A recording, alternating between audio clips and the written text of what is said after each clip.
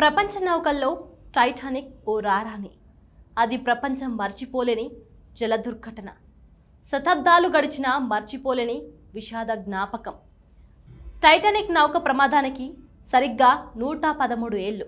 నాటి చరిత్రకారుల నుంచి నేటి ఏఐ హైటెక్ యుగం వరకు తరచి తెలుసుకునే చారిత్రక ఆసక్తికర అంశం టైటానిక్.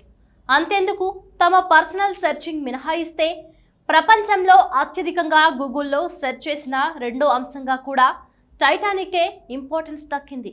అంతలా పెనువేసుకుపోయిన అందాల టైటానిక్ అట్లాంటాలో జల సమాధైన విషాదానికి ఓ తాళం చెవి కారణమనేది చాలామంది నమ్మలేని ఓ చేదు నిజం. సరిగ్గా 113 ఏళ్ల క్రితం ఇంగ్లాండ్లోని నార్త్ సౌథంప్టన్లో 1912 ఏప్రిల్ 10న బయలుదేరింది టైటానిక్ షిప్. అమెరికాలోని న్యూయార్క్ నగరానికి వెళ్ళడానికి ముస్తాబైంది. ఆకాశమంతా పేరుగాంచి అట్లాంటిక్ మహాసముద్రంపై బయలుదేరిన నౌక 3 రోజుల్లోనే ప్రమాదానికి గురై సముద్ర గర్భంలో కలిసిపోయి ప్రపంచాన్ని పెను విషాదంలో ముంచెత్తింది. ఎందుకు టైటానిక్ అంత ప్రత్యేకం? 1909 ఐర్లాండ్లోని బెల్ఫాస్ట్ నగరంలో హార్లాండ్ అండ్ వోల్ఫ్ షిప్ యార్డ్లో పర్యాటకుల కోసం ఒక కలన నౌక తయారైంది. థామస్ ఆండ్రూస్ డిజైన్ చేసిన నౌక, అతని నేతృత్వంలో 3 సంవత్సరాల నిపుణుల కృషి, 15,000 మంది కార్మికుల శ్రమతో వైట్ స్టార్ లైన్ నిర్మించిన ఓ అత్యంత అద్భుతమైన నౌక. 3 అంతస్తుల భవనాన్ని తలపించే రూపంతో, అద్భుతమైన ఇంటీరియర్ డిజైనింగ్తో, swimming pool, grand staircase, orchestra, champagne, dinner. అలా అదో ఓడ కాదు, సాక్షాత్తు సముద్ర అలలపై నడుస్తున్న ఓ రాజామహల్ను తలపించేదనేది అందులో ప్రయాణించిన నావికుల మాట. దేవుడు కూడా ఈ ఓడను ముంచలేడు అంటూ టైటానిక్ గురించి గట్టి ప్రచారం జరిగింది. ఆ స్థాయిలో నిర్మించారు ఆ నౌకను. టైటానిక్ విషాదంలో అసలేం జరిగింది? 1912లో ఏప్రిల్ 12న భారీ అంచనాలు, ఆశలతో ప్రయాణం ప్రారంభించింది టైటానిక్. 3 అంతస్తుల నిర్మించిన ప్రయాణికుల్ని 3 తరగతులుగా విభజించారు. ప్రపంచ సుసంపన్నులు, శ్రీమంతులకు మొదటి శ్రేణిలో విలాసవంతమైన ఏర్పాట్లు చేశారు. టికెట్ ధర $4,350, అంటే ఇప్పుడైతే $7,000తో సమానం.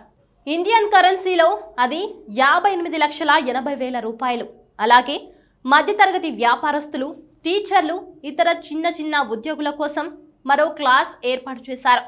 పేదల కోసం తృతీయ శ్రేణిని ఏర్పాటు చేశారు. అలాంటి నౌకలో వలస జీవులు, కార్మికులు ఉపాధి కోసం, కొత్త జీవితం కోసం ఆ రోజు అమెరికా పయనమయ్యారు. మరి ప్రమాదానికి తాళం చెవి ఎలా కారణమైంది? ప్రపంచ చరిత్రలో అత్యంత విషాదకరమైన నౌక ప్రమాదాన్ని కాలం ముందే నిర్ణయించింది కావచ్చు. అదే డెస్టినీ అంటారు. అంటే మృత్యువు బలంగా గుంజుకెళితే ఎవరు మాత్రం ఆపగలరు? ఆ బలమైన కారణం, భయంకరమైన నిర్ణయం టైటానిక్ ప్రయాణానికి ఒక్కరోజు ముందే జరిగింది. 1912 ఏప్రిల్ 9వ తేదీ అది ఐర్లాండ్లోని బెల్ఫాస్ట్ పోర్ట్. ప్రపంచంలోనే అతిపెద్ద నౌకైన టైటానిక్ ప్రయాణానికి ముందు పరిశీలన పూర్తయింది. నౌక నిర్మాణం నుంచి అప్పటి వరకు అన్ని తానే చూశాడు డేవిడ్ బ్లెర్ అనే ఓ 2వ స్థాయి స్వల్ప అధికారాలు కలిగిన ఓ అధికారి. ఆ తర్వాత ప్రయాణం కాబోతున్న టైటానిక్ జర్నీలో కూడా తానే ఉంటాననుకున్నాడు. కానీ విధి వక్రించింది. ఆ రోజే ఆయన జీవితంలో ఊహించని ఘటనతో టైటానిక్ మునకకు బీజం పడింది. కానీ ఆ అనూహ్య పరిణామం ఆయనతో పాటు ఎవ్వరూ ఊహించలేకపోయారు. పై అధికారి ఆ రోజే ఉదయాన్నే డేవిడ్ బ్లెర్ చేతిలో ఓ కాగితం పెట్టాడు. ఆ లేఖతో అంతా కింది మీద అయిపోయింది. బ్లెర్, మీ స్థానంలో చార్లెస్ లెటోలర్ డ్యూటీలో కొనసాగిస్తారు. మీ సేవలకు ధన్యవాదాలు. ఇక మీకు సెలవు అన్నది ఆ లేఖ సారాంశం. అది పైనుంచి నిర్ణయం వచ్చి ఆదేశం. కాబట్టి బ్లెర్ కూడా ఏమీ చేయలేని పరిస్థితి. దాంతో బ్లెర్ ఇక ఓడపైకి వెళ్లే అధికారాన్ని కోల్పోయాడు. ఒకంత బాధలో వెళ్లిపోతున్న బ్లెర్ జేబులో ఓ తాళం చెవిని తన తర్వాత వచ్చే వారికి ఇవ్వకుండా వెళ్లిపోయాడు. అది బ్లెర్ కావాలని చేయలేదు. కానీ అనుకోకుండా వెళ్లిపోతున్న బ్లెర్ ఆ తాళం చెవిని అప్పచెప్పాలన్న విషయాన్ని మర్చిపోయాడు. అంతే, అదే టైటానిక్ మునకకు ప్రధాన కారణాల్లో ఒకటిగా ఆ తర్వాత గుర్తించబడింది. షిప్ నడిపే క్రమంలో రాత్రి పగళ్ళు సముద్రంలో ఏమున్నాయో క్షుణ్ణంగా దూరం నుంచి పరిశీలించే బైనాక్యులర్స్ లాకర్ ఉండే తాళం చెవి అది. అందుకే అది ఎంత కీలకంగా మారింది. కానీ దాన్ని పట్టించుకోలేదో లేక మర్చిపోయారో ఆ ప్రాధాన్యతను గుర్తించలేదు లేక గ్రహించలేకపోయారు. ఆ క్షణాల్లో నౌక బయలుదేరింది. పర్యావసనం బ్లర్ జేబులో మర్చిపోయిన తాళం చెవి 1500 మంది ప్రాణాలను బలిగొన్న ఓ చీకటి అధ్యయనాన్ని మిగిల్చింది. ఆ తర్వాత ఏం జరిగింది? ప్రమాదానికి తాళం చెవి కారణం ఎలా అయింది? అది తెలుసుకోవాలంటే 1912 ఏప్రిల్ 10వ తేదీన లుకౌట్ టవర్కు సంబంధించిన విషయాల్లోకి వెళ్లాల్సి ఉంటుంది. అసలు లుకౌట్ టవర్ అంటే ఏంటి? నౌకల్లో ఎత్తైన ప్రదేశం నుంచి సముద్రాన్ని పరిశీలించే ప్రదేశమే లుకౌట్ టవర్. అక్కడి నుంచే సముద్రాన్ని ప్రతిక్షణం గమనిస్తూ కమాండర్ ద్వారా కెప్టెన్కు వాతావరణ సమాచారం, ఆటుపోట్లకు గురయ్యే సముద్ర తీరు అందించడం లూకౌట్ గార్డ్స్ పని. ఫ్రెడరిక్ ఫీడ్తో పాటు రీగనల్ లీ ఆ లూకౌట్ బాధ్యత నిర్వహిస్తున్నారు. సముద్రాన్ని పరిశీలిస్తున్నప్పుడు ఫ్లూట్ పొగ మంచు కనబడింది. చూడటం కష్టమైపోతుంది. స్పష్టత కోసం బైనాక్యులర్స్ ఎక్కడా అని అడిగాడు ఫ్రెడరిక్. బైనాక్యులర్స్ ఎక్కడికి సార్? లాక్ ఉంది కానీ తాళం చెవి లేదు, కనబడడం లేదన్నాడు లీ. ఇద్దరూ కలిసి టవర్ అంతా వెతికారు, కానీ తాళం చెవి జాడ మాత్రం కనపడలేదు. వెంటనే నావీ కమాండర్కు సమాచారం అందించారు. తాళం చెవి లేదు, బైనాక్యులర్స్ లేకపోవడంతో చూడటం కష్టమవుతుందనే సమాచారం ఇచ్చారు. నౌకలో ఏ అధికారి అయినా కెప్టెన్కే ఉంటుంది. బైనాక్యులర్స్ లాకర్ను పగలగొట్టాలంటే కెప్టెన్ పర్మిషన్ కావాలి. రెండో రోజు షిప్ ప్రయాణం కొనసాగుతూనే ఉంది. బైనాక్యులర్స్ లేకుండానే సముద్రాన్ని అంచనా వేస్తూ చాలా కష్టంగా పరిశీలిస్తున్నారు లుకౌట్ గార్డ్స్. ఫ్లీట్ మరియు లీ ఇద్దరూ మాట్లాడుకుంటున్నారు. ఎవ్వరూ మనల్ని పట్టించుకోవడం లేదు. బైనాక్యులర్స్ ఎలా అంటే ఎలా అనే చర్చ వారిద్దరి మధ్య నడుస్తూనే ఉంది తప్ప వారికి పైనుంచి ఆదేశాలేమీ అందడం లేదు. పైగా నావీ కమాండర్ సముద్రమంతా ప్రశాంతంగా ఉందనే చెబుతున్నాడు. కానీ వారిద్దరికి మాత్రం ఏదో తేడా కొడుతుంది. ఫ్లీట్ లీ డ్యూటీలో ఉన్నారు.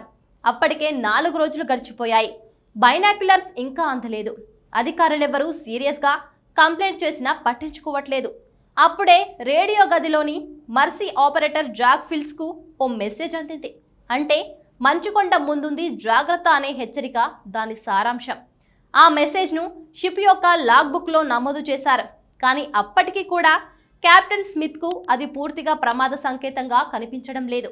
నిర్మలమైన ఆకాశం, స్థిరమైన సముద్రం, ఊహించని విధంగా అన్నీ సానుకూలంగా ఉన్నాయి కదా అనుకున్నారాయన. నేను టైటానిక్ని ముందుండి నడుపుతున్నాను, ఏమీ జరగదంటూ కెప్టెన్ స్మిత్ తన బృందంతో విశ్వాసంగా చెబుతున్నాడే తప్ప కింది స్థాయి సిబ్బంది హెచ్చరికలను మాత్రం ఖాతరు చేయడం లేదు.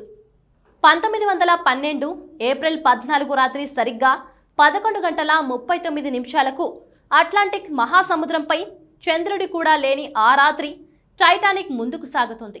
దూరంలో కనిపించే మంచుకొండ మాత్రం ఎవ్వరికీ స్పష్టంగా కనబడలేదు. అలల శబ్దం లేదు. నిజానికి గాలి బలంగా వీచినా మంచుకొండని తాకిని చల్లని గాలి తెంపరలు కాస్త వీరికి సంకేతాలు తెలిపేవి. లూకౌట్ టవర్ నుంచి ఫ్రెడరిక్ ఫ్లీట్ టెలిస్కోపుతో చూస్తున్నాడు. అతని చూపు ఓ అస్పష్ట ఆకారంపై ఆగింది. నల్లని మబ్బులా ఉంది, కానీ కదలడం లేదు. క్షణకాలం తర్వాత అది తెల్లని ఆకృతిలోకి మారడాన్ని గమనించాడు. భయంతో బిగ్గరగా అరిచాడు ఫ్లీట్.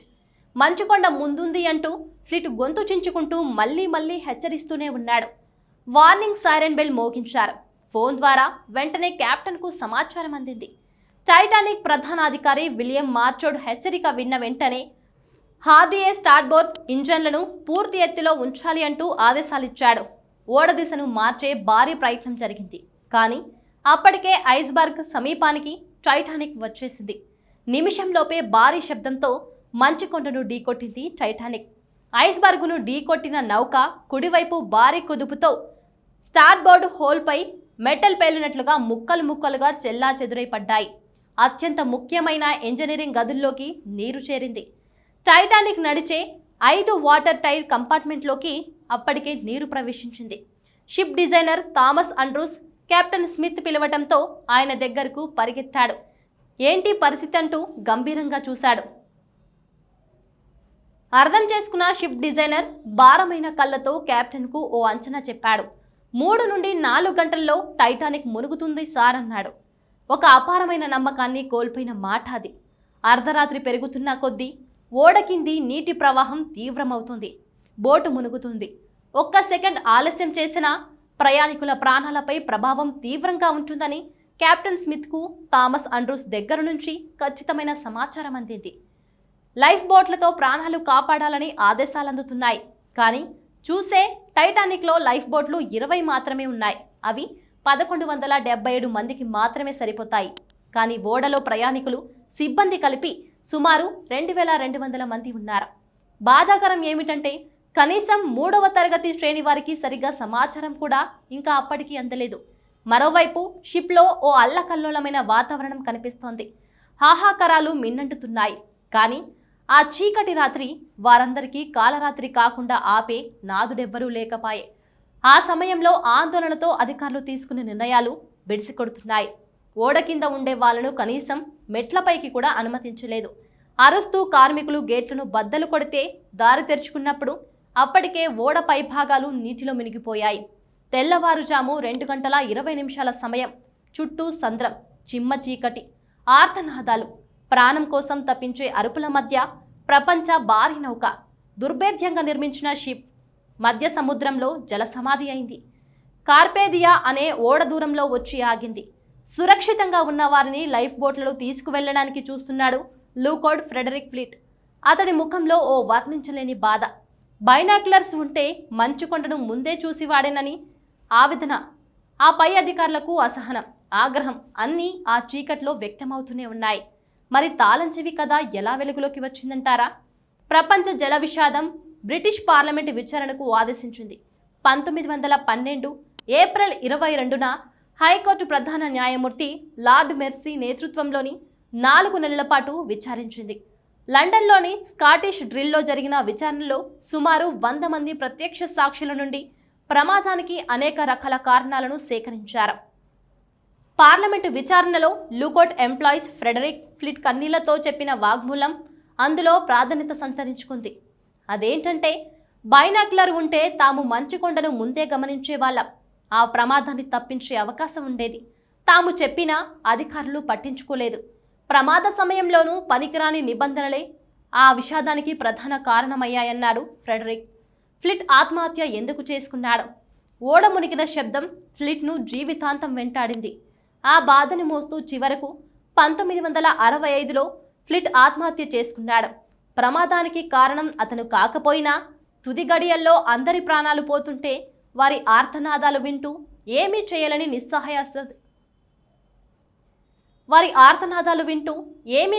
నిస్సహాయ స్థితిలో తనను వేటాడింది.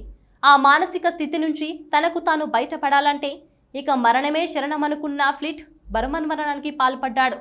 నిర్లక్ష్యం, ఏమరపాటు చరిత్రలో ఎంతట భయానికానికి లిఖిస్తుందో చెప్పడానికే ఫ్లిట్ మిగిలాడు కావచ్చు. ఒకవేళ తాళం చెవి ఉండుంటే టైటానిక్ చరిత్ర ఇంకోలా ఉండేదేమో.